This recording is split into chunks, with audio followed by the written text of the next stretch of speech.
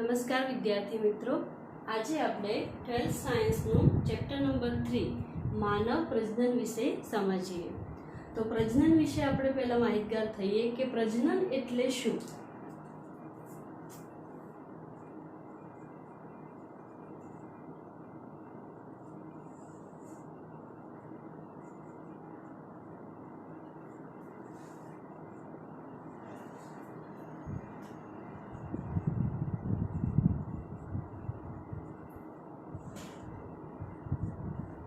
कोईपण सजीव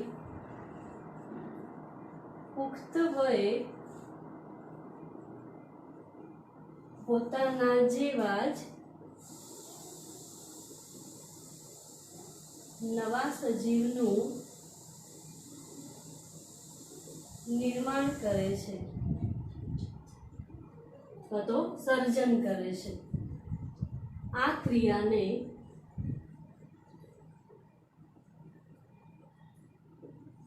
प्रजनन कहे छे। હવે આપણે ભણી ગયા કે પ્રજનનના મુખ્ય બે પ્રકારો છે, અલિંગી પ્રજનન અને લિંગી પ્રજનન।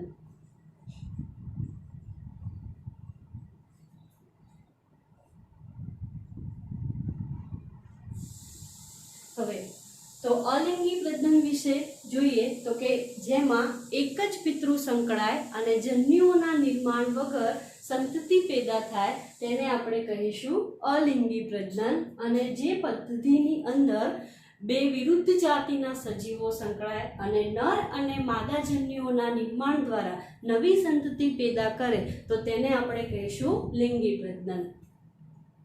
तो आमां एक ज पितृ संकळाय छे अने जन्युओना निर्माण वगर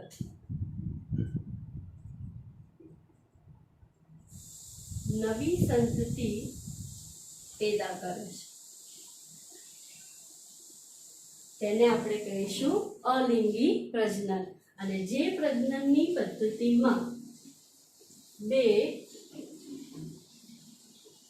विरुद्ध जातिना नर अने मादा जन्युओनुं जोडाण थतुं होय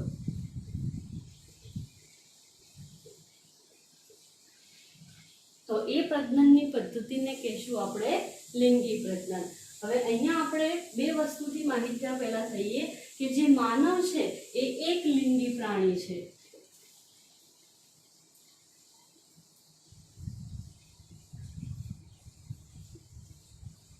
एनो मतलब ए के मनुष्यनी अंदर नर प्रजनन तंत्र अने मादा प्रजनन तंत्र साथे जे संकळायेला अंगो छे ए अलग अलग छे, એટલે કે मनुष्य ए एक लिंगी प्राणी छे। इंग्लिश में आपणे केवुं होय तो तेने यूनिसेक्स्युअल कहीए। मतलब के जे नर प्रजनन तंत्र छे अने मादा प्रजनन तंत्र छे एना जे स्वरूपो छे ए अलग अलग छे अने अंतःस्त्रावो पण केवा छे अलग अलग छे। तो एना माटे एक बीजो शब्द आपणे एक लखी शकीए के जे मनुष्यनी अंदर जे आ प्रजनन तंत्र छे अने जे अंतःस्त्रावो छे ए अलग अलग छे। मतलब के जे केवा प्रकारनी क्षमता कहेवाय तो द्विरूपकता कहेवाय छे।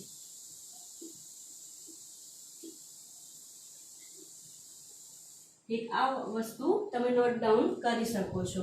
हवे मानव प्रजनन विषे आपणे समजता पहला आखा जे चेप्टर छे एनो ओवरव्यू जोईए के जे प्रजनननी अंदर संकळायेला विविध तबक्काओ विषे आपणे पहला माहितगार थईए। तो मानव प्रजनननी अंदर सौथी पहला प्रथम तबक्कामां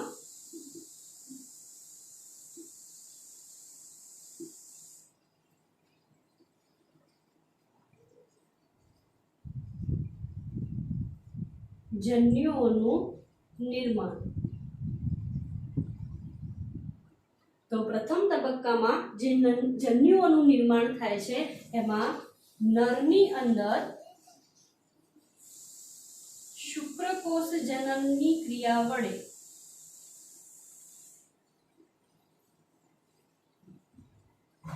शुक्रकोषनुं निर्माण मतलब के नरजन्य અને માદાની અંદર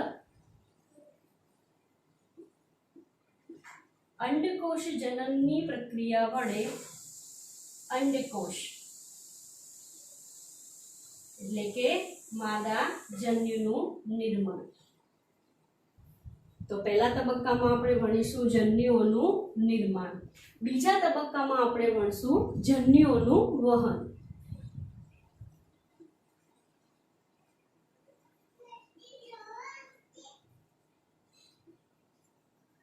હવે આપણે જાણો છો વનસ્પતિમાં પણ આપણે ભણી ગયા હતા કે જે સપુષ્પી વનસ્પતિમાં લિંગી પ્રજનન આપણે સમજ્યા હતા, એની અંદર જુદા જુદા પરાગવાહકોની મદદથી નરજન્યુ એ માદાજન્યુ સુધી શું થતું હતું? વહન થતું હતું. તો એક અહીંયા જે માનવીમાં આપણે જે ભણવાનું છે, જેની અંદર જન્યુઓના વહનમાં જે નરજન્યુ હોય છે એ ચલિત હોય છે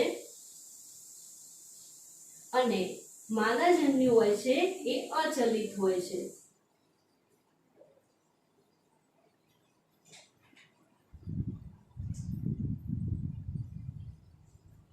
તો નરજન્યુનું માદાજન્યુ સુધી જે વહન થાય છે, જે ફલન માટે કેવું છે? અતિ આવશ્યક છે. જે ક્રિયા દ્વારા ફલન થશે, મતલબ જે નરજન્યુ છે એ માદાજન્યુ સુધી જે ચલિત થાય છે એ ક્રિયાને આપણે કહીશું મૈથુન ક્રિયા અથવા તો સમાગમ. જે ફલન માટે અતિ કેવી છે? આવશ્યક ઘટના છે. તો હવે એના પછીના ત્રીજા તબક્કામાં આપણે ભણીશું ફલન.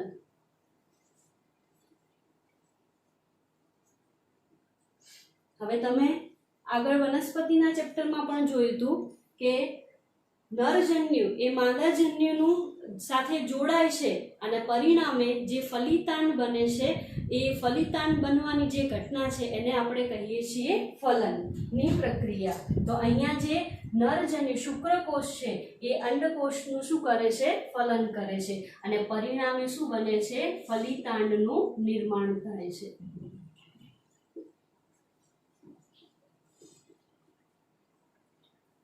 બીજી વસ્તુ આપણે જોઈએ કે જે આ જન્યુઓ છે એ રંગસૂત્રની દ્રષ્ટિએ હંમેશા કેવા હોય છે? એકકીય હોય છે. મતલબ કે જે નરજન્યુ છે એ રંગસૂત્રની દ્રષ્ટિએ એકકીય N અને માદાજન્યુ જે છે એ પણ રંગસૂત્રની દ્રષ્ટિએ એકકીય N હોય છે. એટલે N અને N જન્યુઓનું જ્યારે ફલન થશે ત્યારે ફલિતાંડ 2N નું શું થાય છે? નિર્માણ થાય છે. હવે ત્યારબાદ તબક્કો જે ચોથા નંબરનો છે એ ફલિતાંડનું વિભાજન થશે.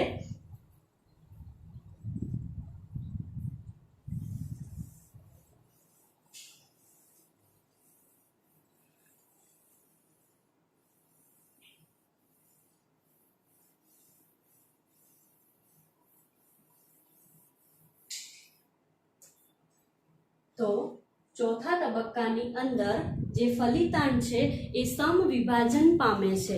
મતલબ કે ગર્ભકોષ્ઠ કોથળીનું શું કરે છે? નિર્માણ કરે છે. તો અહીં નિર્માણ પામેલો જે ફલિતાંડ છે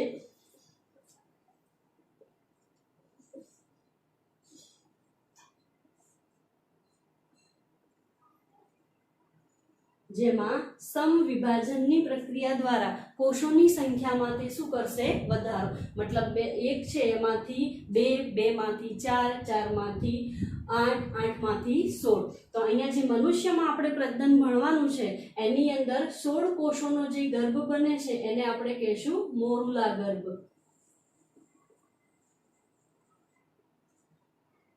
તો એના પછીની પ્રક્રિયા કે જે મોરુલા ગર્ભ જે 16 કોષ અવસ્થા બને છે એ ત્યારબાદ ગર્ભકોષ્ઠ કોથળીમાં પરિણમે છે.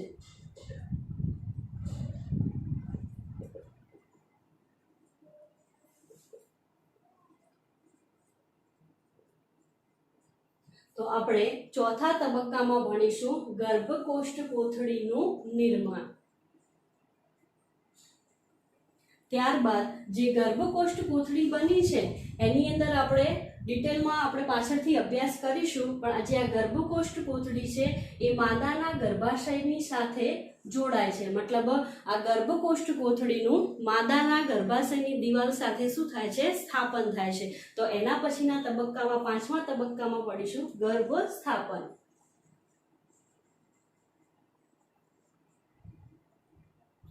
બીજું ત્યારબાદ ગર્ભ સ્થાપન થઈ ગયા બાદ આગળ હજી કોષો શું કરશે? વિભાજન પામવાનું શરૂ રાખશે. મતલબ ગર્ભ સ્થાપન થઈ ગયા બાદ ગર્ભનો આગળનો શું જોવાનો છે આપણે? વિકાસ. તો છઠ્ઠા તબક્કામાં આપણે ભણીશું ગર્ભ વિકાસની પ્રક્રિયા.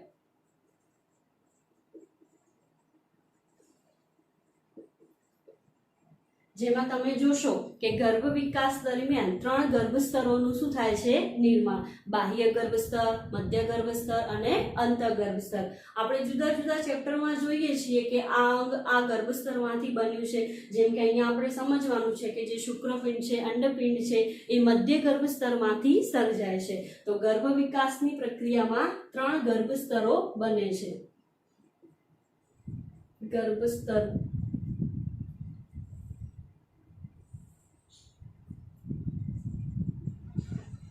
બાહ્ય ગર્ભ સ્તર,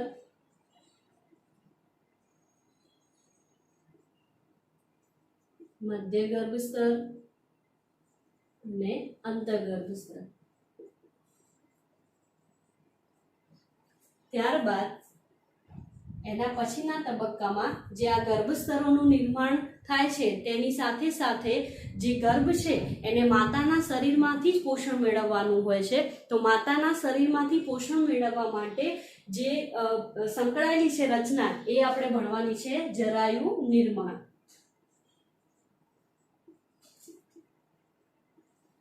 ત્યારબાદ હવે અહીંયા જે ગર્ભસ્તરો બની ગયા છે હવે એ શું કરશે? મતલબ જુદા જુદા અંગોનું શું કરે છે? નિર્માણ કરે છે. તો એના પછીના તબક્કામાં આપણે સમજીશું અંગજનનની પ્રક્રિયા.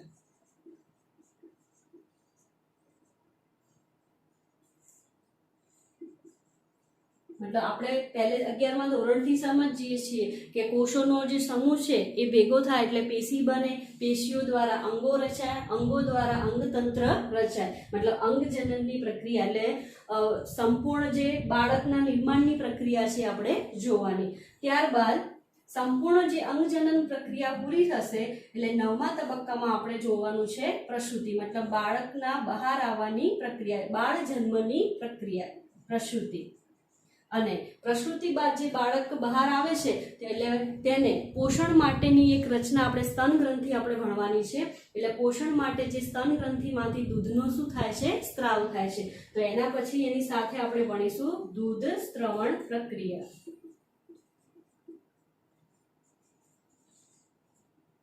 હવે આજે આપણે 9 તબક્કાની વાત કરી. મતલબ કે પહેલા તબક્કામાં આપણે જોયું જન્યુનું નિર્માણ, પછીના તબક્કામાં જોયું જન્યુઓનું વહન થયા બાદ ફલનની પ્રક્રિયા, ફલન પછી ગર્ભકોષ્ઠ કોથળીનું નિર્માણ, એના પછી ગર્ભની અંદર ગર્ભાશયની દિવાલ સાથે તેનું જોડાણ એટલે ગર્ભ સ્થાપનની પ્રક્રિયા, ગર્ભ સ્થાપન બાદ ગર્ભના આગળના વિકાસની પ્રક્રિયા, ત્યારબાદ જરાયુ નિર્માણ, અંગજનન, પ્રસૂતિ અને દૂધ સ્ત્રવણ પ્રક્રિયા. એટલે પ્રસૂતિ સુધીની જે 9મો તબક્કો છે ત્યાં સુધીનો જે સમગ્ર સમયગાળો છે એ મનુષ્યમાં આ MCQ તમે લખી નાખજો નીટ માટે. જો અંડપતન પછી ગણવો હોય તો 266 દિવસ અને છેલ્લા ઋતુસ્રાવ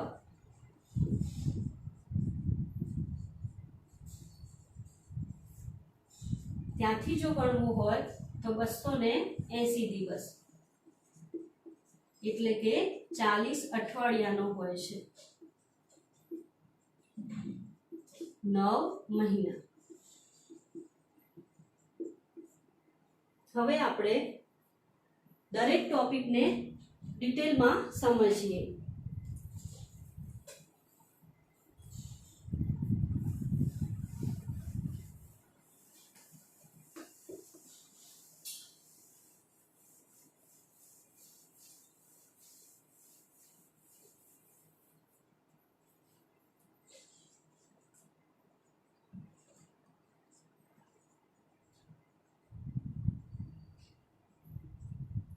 તો પહેલો ટોપિક આપણે ભણીશું નર પ્રજનન તંત્ર વિશે. હવે નર પ્રજનન તંત્રની અંદર સમાવિષ્ટ અંગો કયા કયા? તો પહેલા અંદર નોટ ડાઉન કરી લેજો. તેના પ્રાથમિક પ્રજનન અંગ, નરનું પ્રાથમિક પ્રજનન અંગ શુક્રપિંડ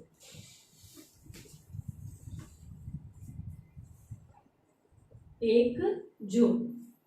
હવે દ્વિતીયક પ્રજનન અંગો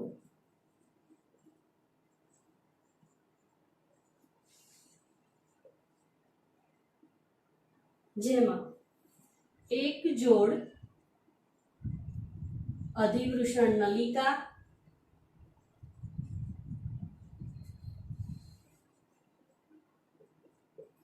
એક જોડ શુક્રવાહિની,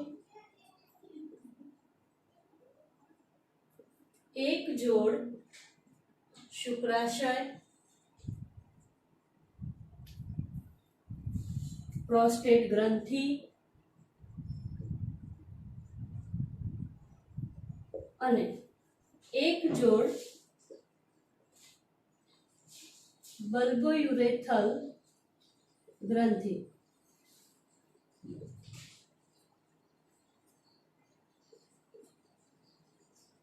નો સમાવેશ થાય છે અને બાહ્ય જનન અંગ તરીકે શિશ્ન.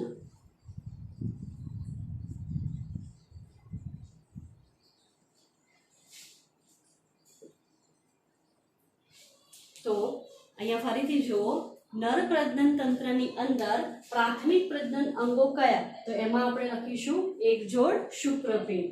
દ્વિતીયક પ્રજનન અંગો જેમાં એક જોડ અધિવૃષણ નલિકા, એક જોડ શુક્રવાહિની, એક જોડ શુક્રાશય,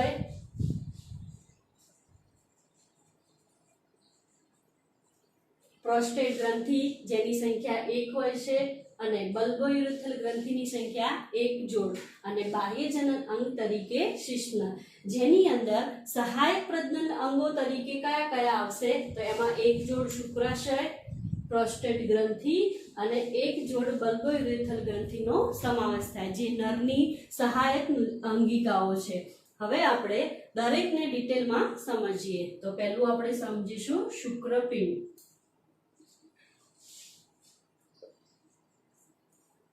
હવે શુક્રપિંડ એ ગુલાબી રંગની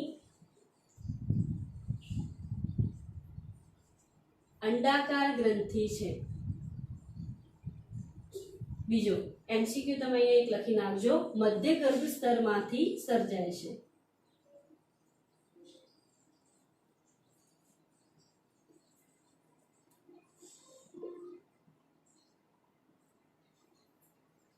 પછી એની લંબાઈ 4 થી 5 સેન્ટીમીટર અને પહોળાઈ 2 થી 3 સેન્ટીમીટર. બીજું કે જે આ શુક્રપિંડ છે એ એક જોડ આવેલા હોય છે. હવે એનું સ્થાન,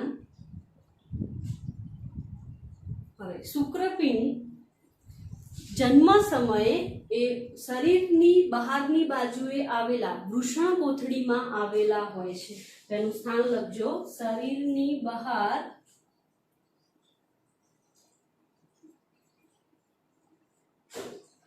વૃષણ કોથળીમાં આવેલા હોય છે. હવે તમને અહીંયા પ્રશ્ન એ થાય કે શા માટે તે વૃષણ કોથળીમાં ઉતરી આવે છે જન્મ સમયે? તો વૃષણ કોથળીની અંદર જે શુક્રકોષ જનનની પ્રક્રિયા માટે આવશ્યક એવું નીચું, શરીરના તાપમાન કરતાં નીચું તાપમાન તે જાળવી રાખે છે. મતલબ કે શરીરના તાપમાન કરતાં 2 થી 2.5 જેટલું નીચું તાપમાન તે જાળવી રાખે છે, જે શુક્રકોષ જનનની પ્રક્રિયા માટે કેવું છે? આવશ્યક.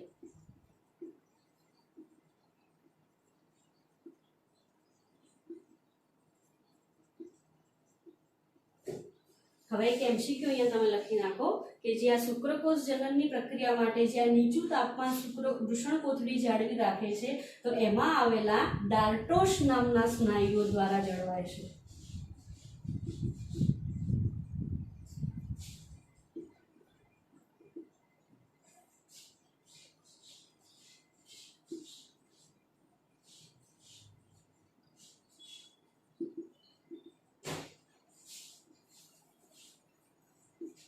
આ એક MCQ અહીંયા તમે નોટ ડાઉન કરી દેજો.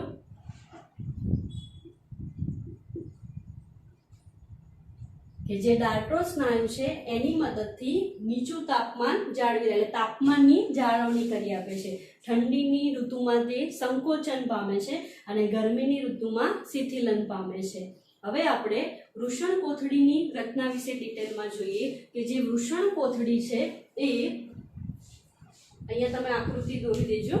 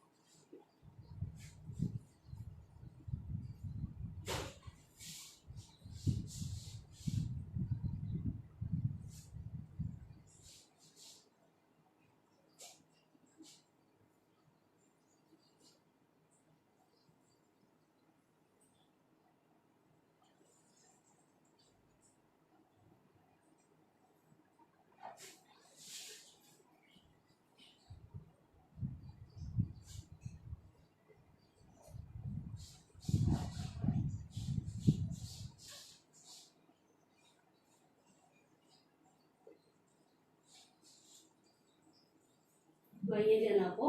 જે વૃષણ કોથળી છે એમાં શુક્રપિંડ એક્ઝેક્ટ કેવી રીતે ગોઠવાયેલા હોય છે.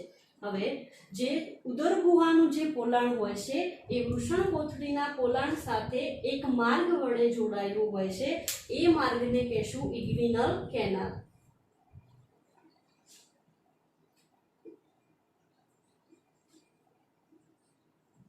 તો ફરીથી અહીંયા નોટ ડાઉન કરજો. ઉદર ગુહાનું પોલાણ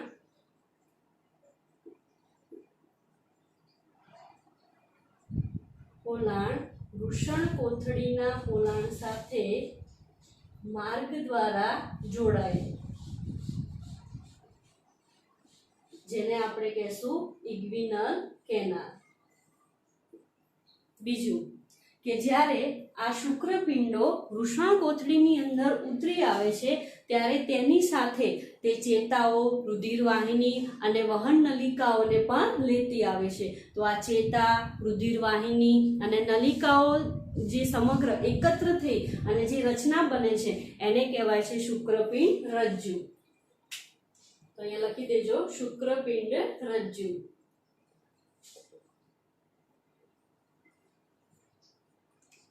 વ્યાખ્યા લખી નાખો શુક્રપિંડ રજ્જુની.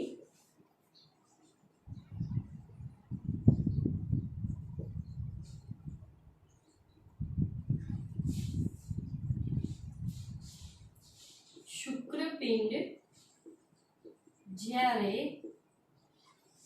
વૃષણ કોથળીમાં ઉતરી આવે છે ત્યારે તેની સાથે રુધિરવાહિની, ચેતા અને વહન નલિકાઓને લેતી આવે છે. આ સમગ્ર રચનાઓ એકત્રિત થઈ અને શુક્રપિંડ રજ્જુ તરીકે ઓળખાય છે. તો બે વસ્તુ આપણે અહીંયા સમજ્યા. એક, કયા માર્ગ વડે ઉદરગુહાનું પોલાણ એ વૃષણ કોથળીના પોલાણ સાથે સંકળાયેલું હોય છે, અને બીજું આપણે ભણ્યા શુક્રપિંડ રજ્જુ. હવે આપણે જોઈએ કે જે આ શુક્રપિંડ છે એ વૃષણ કોથળીમાં એક્ઝેક્ટ કેવી રીતે એની સાથે જોડાયેલા છે. તો જે આ શુક્રપિંડો છે એ વૃષણ કોથળીમાં સ્થિતિસ્થાપક લચીલા તંતુ વડે યોગ્ય સ્થિતિમાં જળવાયેલા હોય છે. તો આ જે અહીંયા મેં બ્લેક કરીને કરું છું એ ભાગ દર્શાવજો. વૃષણ બંધ.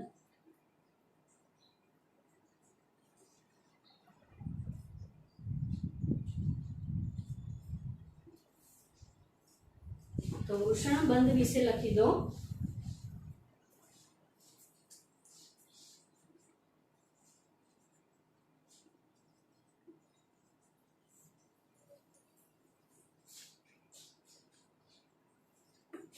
શુક્રપિંડ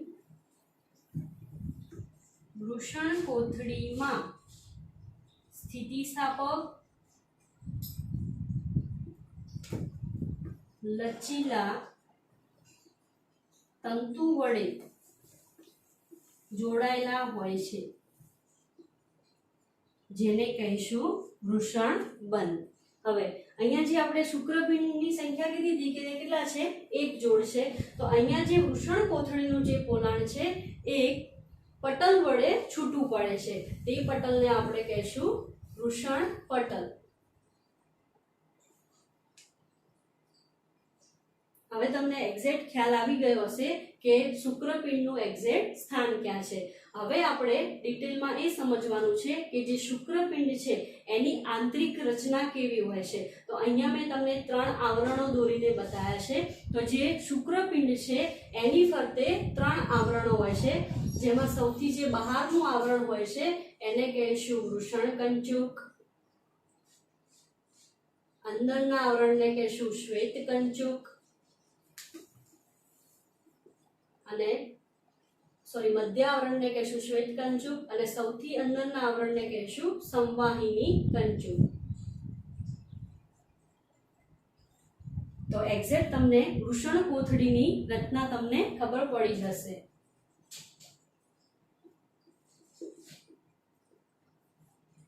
હવે નેક્સ્ટ વિડીયોમાં આપણે શુક્રપિંડની આંતરિક રચના વિશે જોઈશું. એની પહેલા આપણે અહીંયા ફરીથી રિવાઇઝ કરી લઈએ કે શુક્રપિંડ એક જોડ ગુલાબી રંગની અંડાકાર ગ્રંથિ છે જે મધ્ય ગર્ભસ્તરમાંથી સર્જાય છે. એની લંબાઈ છે 4 થી 5 સેન્ટીમીટર, પહોળાઈ છે 2 થી 3 સેન્ટીમીટર, અને એનું સ્થાન ક્યાં છે? તો શરીરની બહાર આવેલી વૃષણ કોથળીમાં તે આવેલા છે. વૃષણ કોથળીમાં કેમ આવેલા છે? તો જે શુક્રકોષ જનન માટે આવશ્યક એવું નીચું તાપમાન તે જાળવે છે. કેટલું તાપમાન નીચું જળવાય છે? 2 થી 2.5 ડિગ્રી સેલ્સિયસ. જે કયા સ્નાયુ દ્વારા જળવાય છે? અહીંયા નીટ માટે IMP છે, લખી દેજો. ડાર્ટોસ નામના સ્નાયુઓ, જે ઠંડીની ઋતુમાં સંકોચન પામે છે અને ગરમીની ઋતુમાં શિથિલન પામે છે. બીજું કે જ્યાં વૃષણ કોથળી છે એની રચના આપણે જોઈએ તો ઉદર ગુહાનું પોલાણ એ વૃષણ કોથળીના પોલાણ સાથે એક માર્ગ વડે જોડાયેલું હોય છે, જેને કહીશું ઇગ્વિનલ કેનાલ. જ્યારે શુક્રપિંડ વૃષણ કોથળીમાં ઉતરી આવે છે ત્યારે તેની સાથે તે રુધિરવાહિની, ચેતાઓ, વહન નલિકાઓને પણ લેતી આવે છે, જે સમગ્ર રચના એકત્રિત થઈ અને શુક્રપિંડ રજ્જુ તરીકે ઓળખાય છે. બીજું કે જે શુક્રપિંડ છે વૃષણ કોથળીમાં એક બંધ વડે જોડાયેલા હોય છે, મતલબ કે શુક્રપિંડ એ વૃષણ કોથળીમાં સ્થિતિસ્થાપક લચીલા તંતુ વડે જોડાયેલા હોય છે, જેને આપણે કહીશું વૃષણ બંધ. અને અહીંયા જે બંને જે વૃષણ કોથળીનું જે પોલાણ છે એક પટલ વડે છૂટું પડે છે, તેને આપણે કહીશું વૃષણ બંધ. હવે શુક્રપિંડની આંતરિક રચના વિશે આપણે નેક્સ્ટ વિડીયોમાં જોઈશું.